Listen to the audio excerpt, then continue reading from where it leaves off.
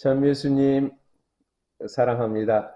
네, 마음을 모아 함께 사랑을 모아 함께 가톨릭교회 교리서를 공부합니다. 지금은 제3장 성령을 믿나이다 라는 부분에 있어서 성령의 상징에 대한 부분을 함께 공부합니다. 이전에 성령의 상징은 물, 기름 부음, 또 불, 또 구름과 빛으로 이렇게 설명했습니다. 오늘은 인호, 안수, 손가락, 비둘기, 성령의 상징에 대한 부분, 상징은 심벌이죠. 뭔가 감춰진 의미를 담고 있다라는 것이지요. 698항입니다. 인호, 인호라는 상징은 기름 부음과 가까운 상징입니다. 과연 아버지 하느님께서 날인하신 요한복음 6장 27절 그 분은 바로 그리스도이시며 성부께서 그분을 통하여 우리에게 날인하십니다. 고린토후서 1장 21절에서 22절의 말씀을 보면 우리를 여러분과 함께 그리스도 안에서 굳세게 하시고 우리에게 기름을 부어주신 분은 하느님이십니다. 하느님께서는 또한 우리에게 인장을 찍으시고 우리 마음 안에 성령을 보증으로 주셨습니다. 성부께서는 그분을 통하여 우리에게 날인해 주셨습니다. 라는 것은 성령을 통하여 우리에게 이렇게 날인, 즉 인호라는 그 상징은 찍힌다. 그러니까 주로 말들에게 날인이다 라는 표현을 쓰죠. 말, 소. 그래서 너는 나의 것이다. 소유에 대한 부분을 얘기합니다. 그래서 성령이라는 상징은 세례와 견진, 성품 성사에서 성령의 기름 부음에 지어지지 않는 결과로 가리키는 것이기 때문에 반복될 수 없는 이 성사가 남기는 지울 수 없는 특성을 표현하고자 일부 일부 신학의 전통은 이 인호의 표상을 상징합니다. 성령은 성령의 날인이다 라는 표상을 상징한다고 말할 수 있습니다. 세 가지 성사, 세례와 견진과 성품 성사는 인호로서 지어질 수 없다. 그래서 세례 성사 무효라는 것은 있을 수 없다는 것이죠. 비록 세례를 받고 다른 종교, 타 종교에 가도 그대로 그리스도인으로 남아있다라는 것을 얘기합니다. 안수 699항입니다. 예수님께서는 손을 얹어 병자들을 치유하시고 어린 아이들을 축복하셨습니다. 마르코복음 6장 5절의 말씀을 보면 예수님께서 마르코복음 6장 5절에 예수님께서는 그곳에서 몇몇 병자에게 손을 얹어서 병을 고쳐주시는 것밖에는 아무런 기적도 일으킬 수가 없었다. 손을 얹는 행위는 치유에 대한 이야기입니다. 또 어린 아이를 축복하셨다라는 것에서도 함께 아이의 축복에 대한 부분을 8장 23절에 이렇게 나옵니다. 그분께서는 마르코복음 8장 죄송합니다. 8장 그분께서는 그 눈먼이의 손을 잡고 마을 밖으로 나와 그 눈에 침을 바르고 그에게 손을 얹으신 다음 무엇이 보이느냐라고 이렇게 이 치유의 부분이 있고 또 어린 아이에 대한 부분은 마르코복음 10장 16절에 그리고 나서 어린이들을 끌어안으시고 그에게 손을 얹어 축복해 주셨다. 라고 이렇게 나옵니다. 또한 사도들도 예수님의 이름으로 안수하고 축복을 해주는 행위를 합니다.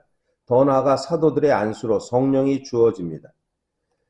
사도행전 8장 17절에서 19절 말씀을 같이 한번 이렇게 보도록 하겠습니다. 사도행전 8장 17절에서 19절의 말씀입니다. 그때 사도들이 그들에게 안수하자 그들이 성령을 받았다. 시몬은 사도들의 안수로 성령이 주어진 것을 보고 그에게 돈을 가져다 바치면서 저에게 그 권능을 주시어 제가 안수하는 사람마다 성령을 받을 수 있게 해주십시오 하고 말하였다. 베드로가 그에게 대답하였다. 그대가 하느님의 선물을 돈으로 살 수 있다고 생각했으니 그대는 그 돈과 함께 망할 것이요 하느님 앞에서 그대의 마음이 바르지 못하니 그 일에 그대가 차지할 몫도 가질 것 없소. 그러니 그대는 그 악을 버리고 회개하여 주님께 간구하시오. 혹시 그대가 마음을 품은 그 의도를 용서받을 수 있는지는 모르겠소. 하면서 이 안수에 대해서는 바로 하느님의 은총을 받고 그 은총이 어떤 물질적인 걸로 안수를 통해서 뭔가 물질의 이득을 취하거나 그것은 절대 있을 수 없다라는 것을 이야기하는 것이죠. 사도들의 안수를 통해서 새로운 힘, 치유와 또 은총을 받았다라는 것을 얘기합니다. 히브리서에서는 안수는 기초교리 가운데 하나로서 설명합니다. 히브리서 6장 2절에서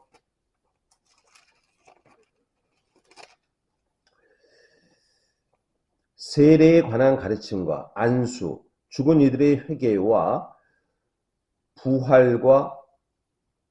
죽은 이들의 부활과 영원한 심판입니다. 이 모든 것은 바로 세례의 어떤 기초적 교리라고 이야기합니다.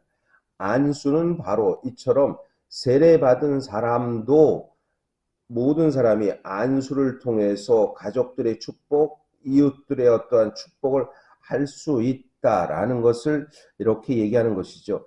교회는 성사 집전에서 성령 천 기도 안에서 성령이 강하게 주어짐을 의미하는 이 표징을 연전합니다. 그래서 사제가 이 성물의 그 제병과 포도주를 이렇게 축성합니다. 사제의 손을 얹어서 성령 강림을 통해서 이것이 거룩하게 예수님의 몸과 피로 변한다는 것을 이렇게 이야기합니다. 이 모든 것은 성령의 청원을 통해서 이루어지는 것이죠. 700항 손가락입니다. 예수님께서는 하느님의 손가락으로 마귀들을 쫓아내신다.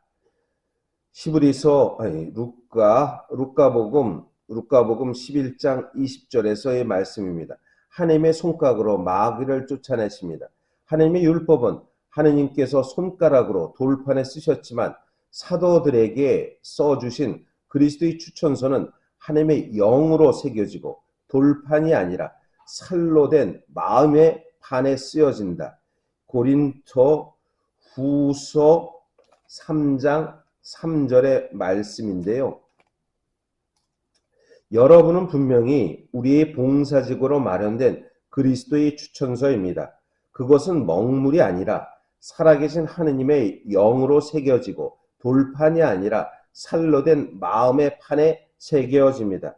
새 계약의 일꾼으로서 하느님의 영으로 이제 살아계신 하느님의 영으로 우리 마음에 새겨집니다. 라는 것을 이야기합니다. 701항입니다. 비둘기, 성령의 상징의 비둘기는 우리 쉽게 알 수 있죠. 성당에 보면 맨 앞에 제대 위에 비둘기 모양이 있는 것도 이렇게 보게 되죠. 대홍수, 대홍수는 세례와 관련된 상징입니다.